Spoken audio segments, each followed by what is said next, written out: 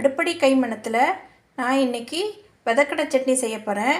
நம்ம நார்மலாக செய்கிற சட்னியை விட இது கொஞ்சம் வித்தியாசமாக இருக்கும். இது டேஸ்ட்டும் ரொம்ப நல்லாயிருக்கும்.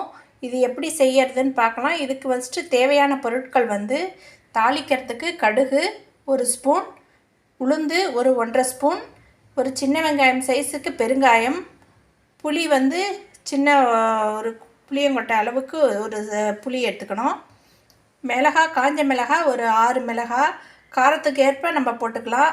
தேவையான அளவுக்கு உப்பு, தாளிக்கிறதுக்கு நல்லெண்ணெய், கருவேப்பிலை 2 கொத்து, தேங்காய் 1 மூடி.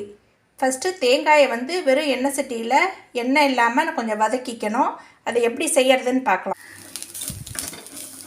இது 2லேருந்து 3 நிமிஷம் வரைக்கும் வதங்கினா போதும்.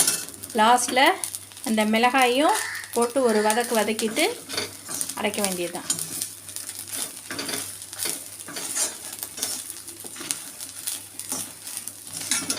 இது மாதிரி வந்தோடனே இறக்கிட வேண்டியதுதான். வதக்கின சட்னிக்கு டேஸ்ட்டே இந்த உளுந்து பெருங்காயம் தான். இந்த பெருங்காயத்தை சின்ன சின்னதாக கிள்ளி போட்டு வறுத்துருக்கேன்.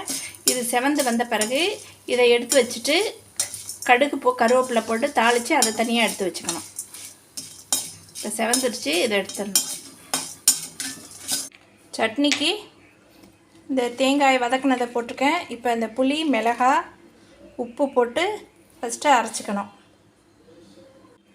வதக்கின சட்னி இந்த புளி, மிளகாய், உப்பு, தேங்காய் போட்டு அரைச்சாச்சு. ரொம்ப நைஸாக அரைக்கக்கூடாது, கொஞ்சம் கொரப்பாக இருக்கணும். இப்போ இந்த வறுத்து வச்சுருக்கிற உளுந்தையும் பெருங்காயத்தையும் போட்டு அதையும் லாஸ்ட்டில் நைஸாக அரைக்காமல் கொரப்பாக அரைச்சிக்கணும்.